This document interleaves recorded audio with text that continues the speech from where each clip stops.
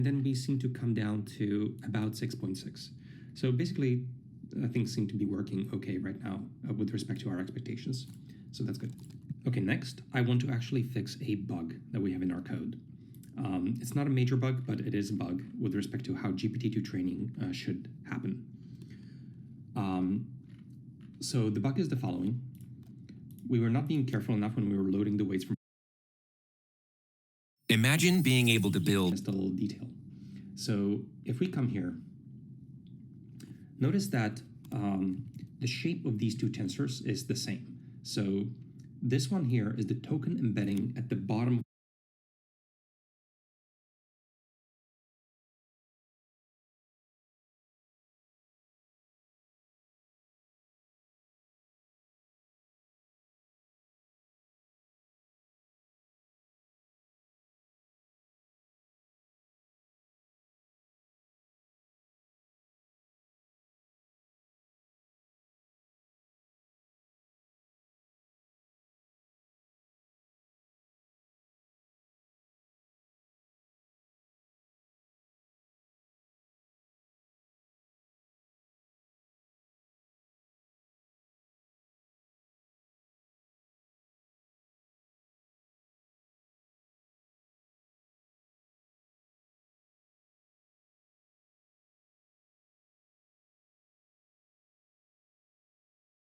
of the transformer, right? So, and this one here is the language modeling head at the top of the transformer.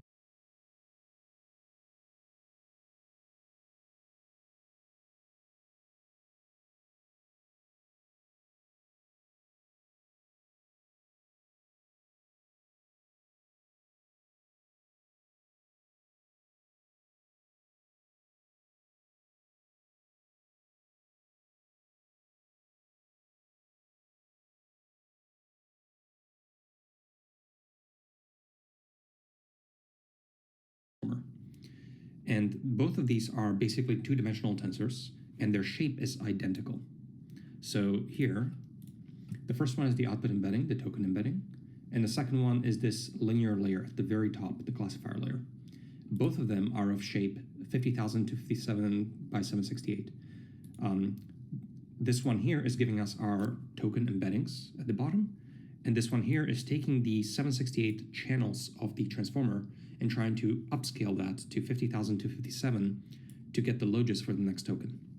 So they're both the same shape, but more than that, actually, if you look at comparing their elements, in PyTorch, this is an element-wise equality, so then we use .all, and we see that every single element is identical.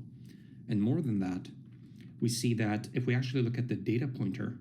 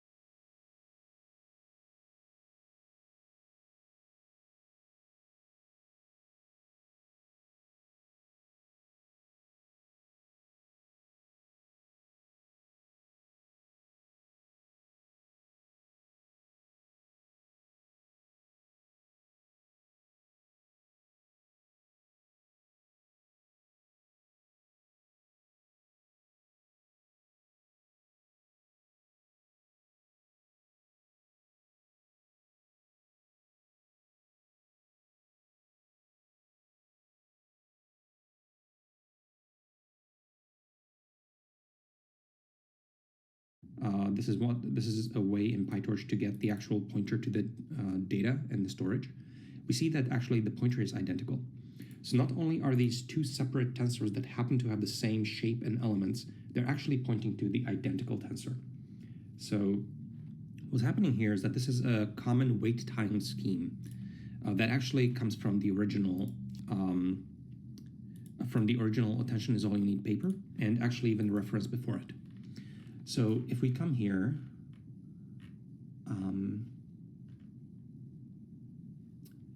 embeddings and softmax in the attention is all you need paper, they mentioned that in our model, we shared the same weight matrix between the two embedding layers and the pre-softmax linear transformation similar to 30.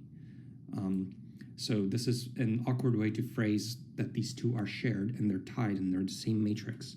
And the 30 reference is this paper. So this came out in 2017. And you can read the full paper, but basically it argues for this weight tying scheme. And I think intuitively the idea for why you might want to do this comes from this paragraph here. And basically you can observe that you actually want these two matrices to behave similar in the following sense. If two tokens are very similar semantically, like maybe one of them is all lowercase and the other one is all uppercase, or it's the same token in a different language or something like that, if you have similarity between two tokens, presumably you would expect that they are nearby in the token embedding space. But in the exact same way, you'd expect that if you have two tokens that are similar semantically, you'd expect them to get the same probabilities at the output of a transformer because they are semantically similar. And so both positions in the transformer at the very bottom and at the top have this property that similar tokens should have similar embeddings or similar weights. And so this is what motivates their exploration here. And they kind of, I don't want to go through the entire paper, and you can go through it, but this is what they observe. They also observe that if you look at the output embeddings, they also behave like word embeddings. If you just kind of try to use those weights as word embeddings. So they kind of observe this similarity, they try to tie them, and they observe that they can get much better performance in that way. And so this was adopted in the attention is all you need paper, and then it was used again in GPT-2 as well. So I couldn't find it in the transformers implementation. I'm not sure where they tie those embeddings, but I can find it in the original GPT-2 code introduced by OpenAI.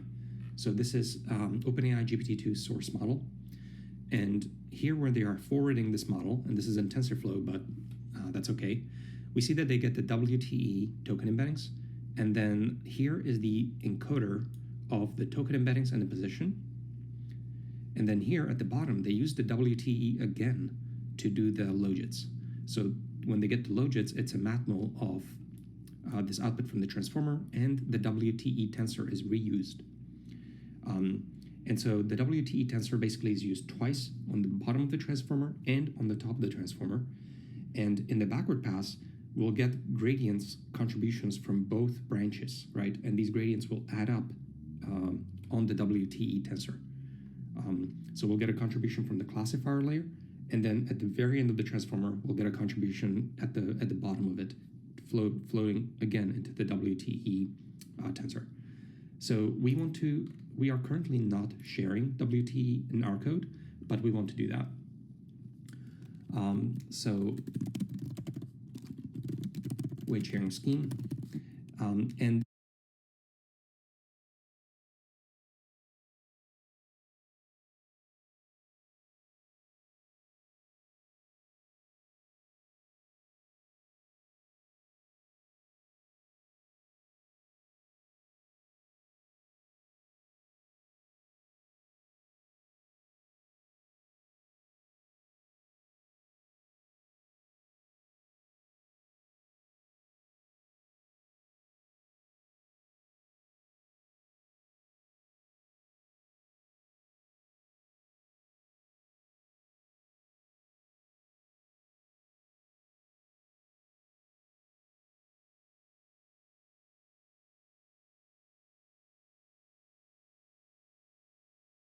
one way to do this, let's see if Copilot gets it. Oh, it does. Okay. So This is one way to do it. Basically, relatively straightforward. What we're doing here is we're taking the WTE.weight and we're simply redirecting it to point to the LM head. So this basically copies the data pointer, right? It copies the reference. And now the WTE.weight becomes orphaned, the old value of it, and PyTorch will clean it up. Python will clean it up. And so we are only left with a single tensor, and it's going to be used twice in the forward pass. And this is, to my knowledge, all that's required. So we should be able to use this, and this should probably train. We're just going to basically be using this exact same tensor twice. And we weren't being careful with tracking the likelihoods, but according to the paper and according to the results, you'd actually expect slightly better results doing this. And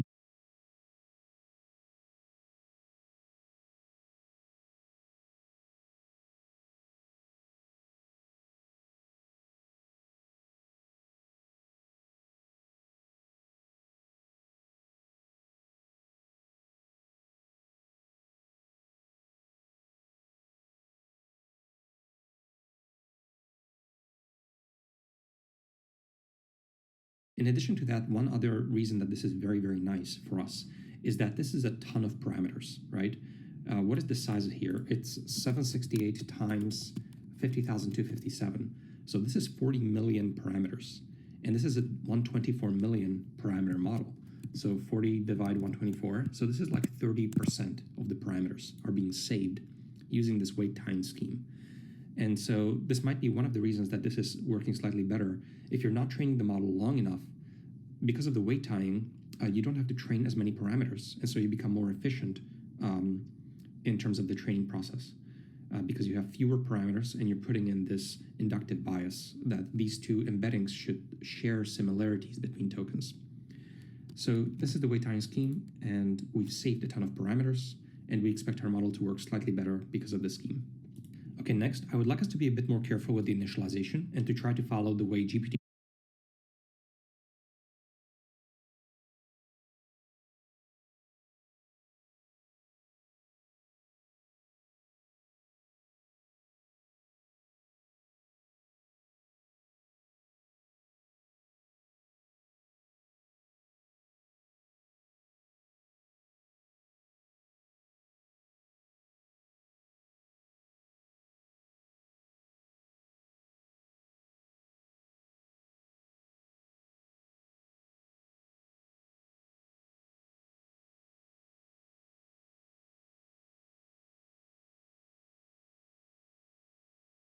GPT-2 initialized their model.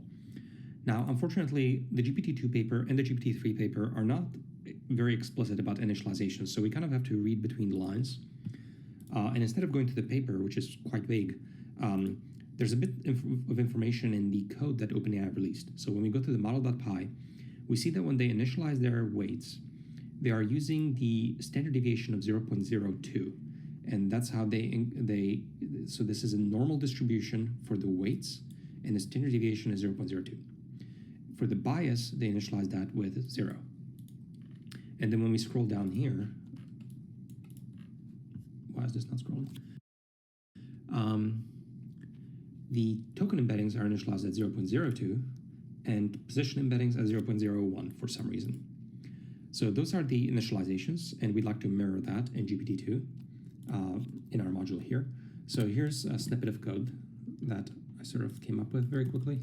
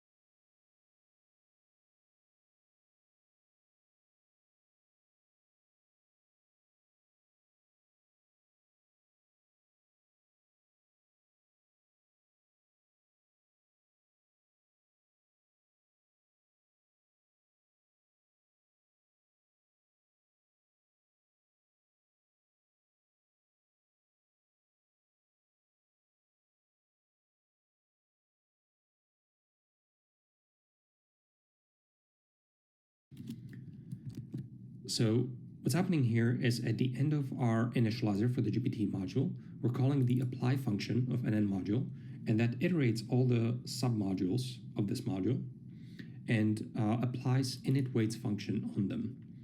And so what's happening here is that we're iterating all the modules here, and if they are an nn.linear module, then we're going to make sure to initialize the weight using a normal with a standard deviation of 0.02.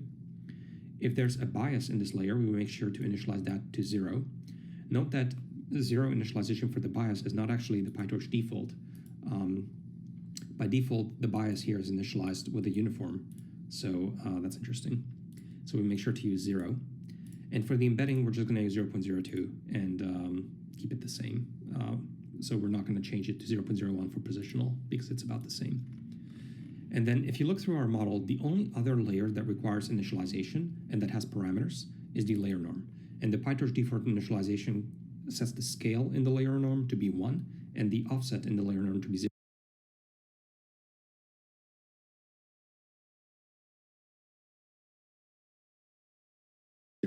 So that's exactly what we want, and so we're just going to keep it that way. And so this is the default initialization if we are following the the GPT-2 source code that they released. I would like to point out, by the way, that typically the standard deviation here on this initialization, if you follow the Javier initialization, would be 1 over the square root of the number of features that are incoming into this layer. But if you'll notice, actually, 0.02 is basically consistent with that, because the D model sizes inside these transformers for GPT-2 are roughly 768, 1600, etc. So 1 over the square root of, for example, 768 gives us 0.03.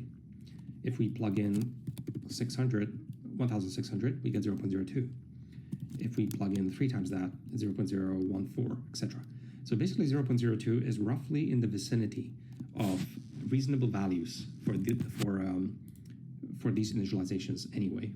So it's not completely crazy to be hard coding 0.02 here, but you'd like typically something that grows with the model size instead, but we will keep this because that is the GPT-2 initialization per their source code. But we are not fully done yet on initialization because there's one more caveat here.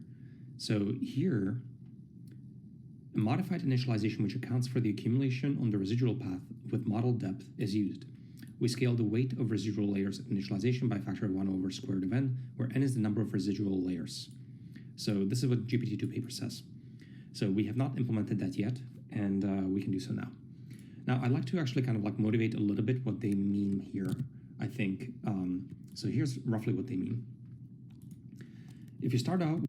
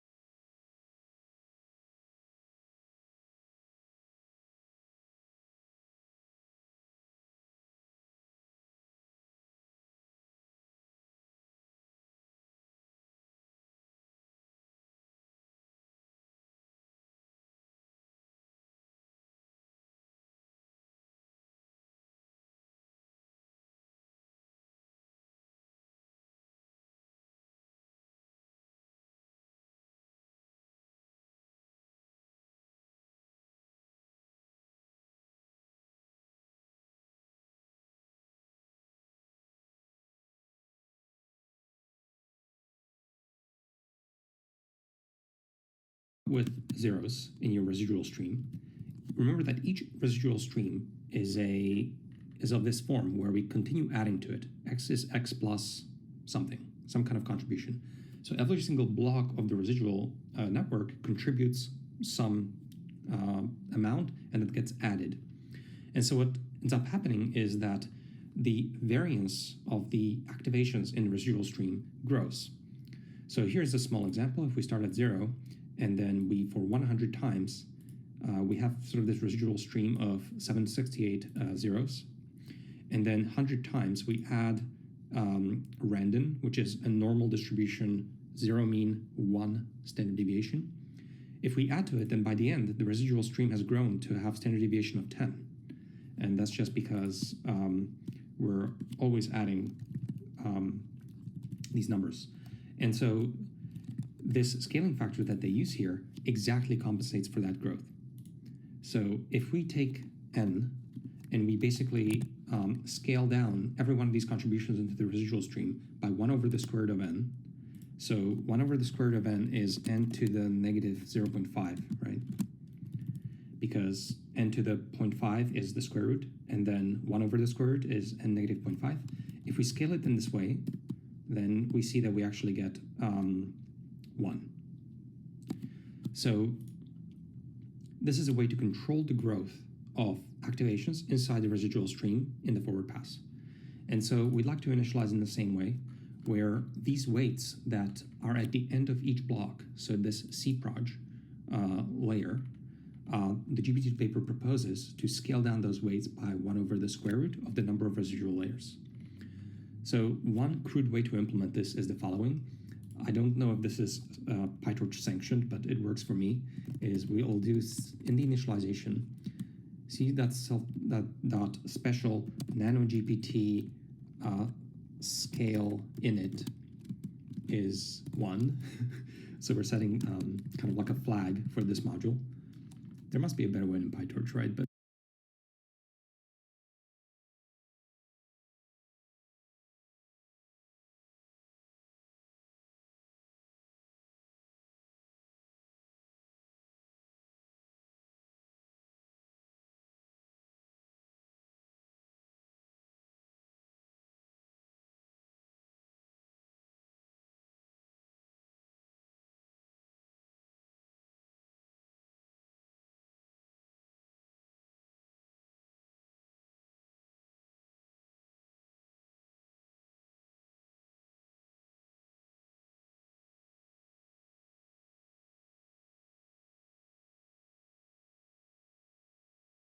we're setting kind of like a flag for this module.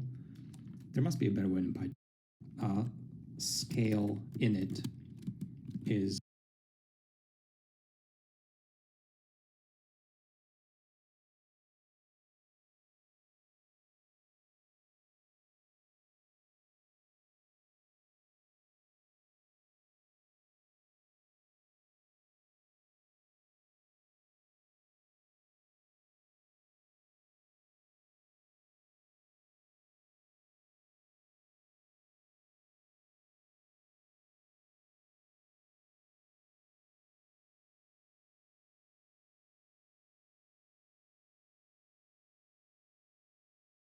is 1. So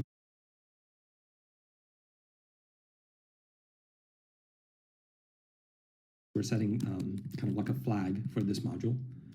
There must be a better way in PyTorch, right? But I don't know. Okay, so we're basically attaching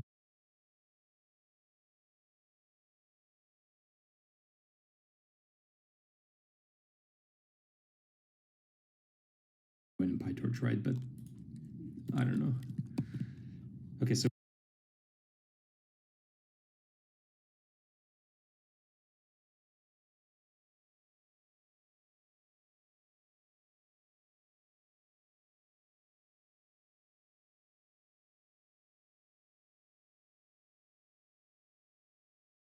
we're basically attaching this flag and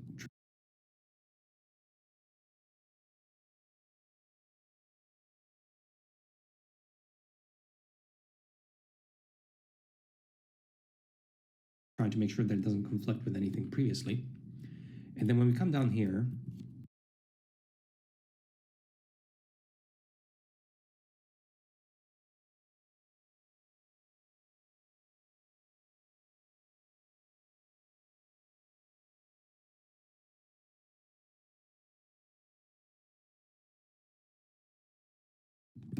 this STD should be 0.02 by default.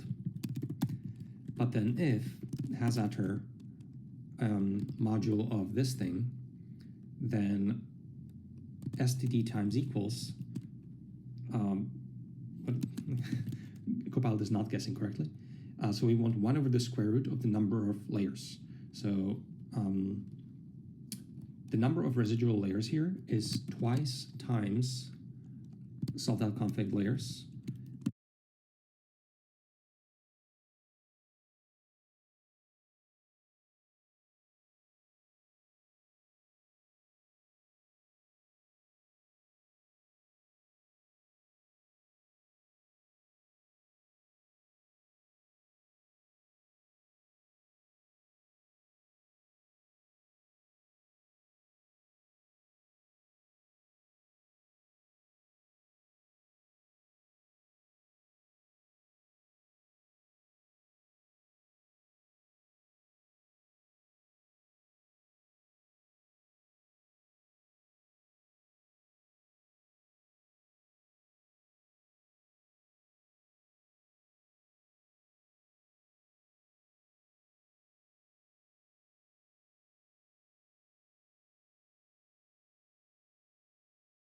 And then this times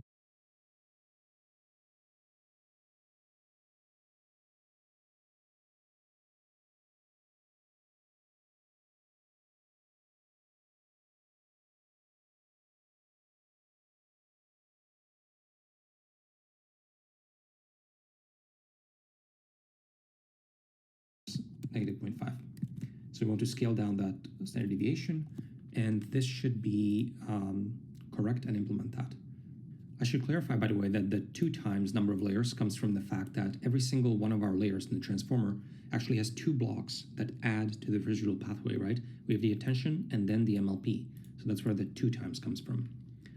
And the other thing to mention is that what's slightly awkward, but we're not going to fix it, is that because we are weight sharing the WTE and the LM head, in this iteration over all submodules, we're going to actually come around to that tensor twice.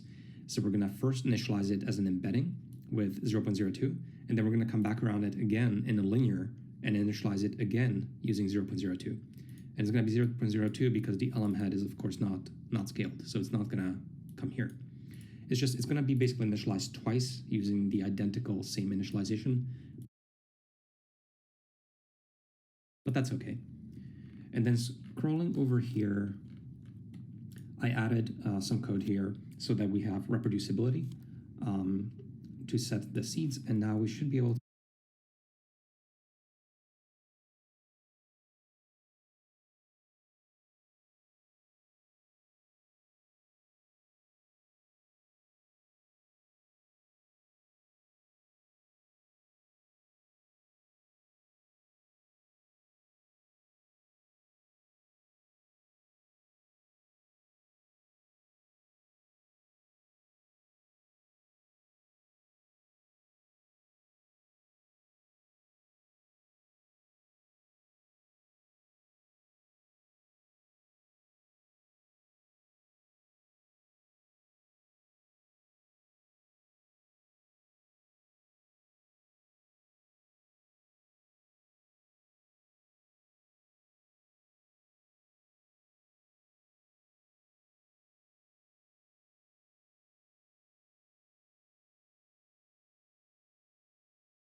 Python train GPT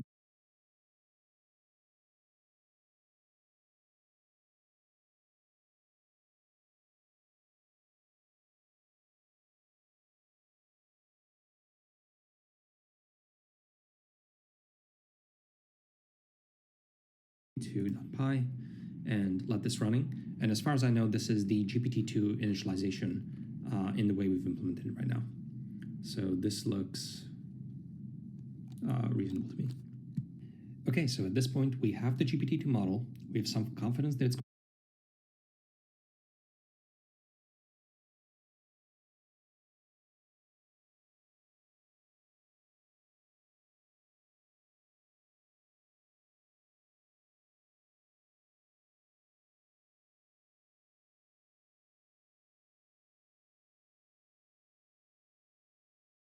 correctly implemented. We've initialized it properly, and we have a data loader that's iterating through data batches, and we can train. So now comes the fun part. I'd like us to speed up the training by a lot, so we're getting our money's worth with respect to the hardware that we are using here. And we're going to speed up the training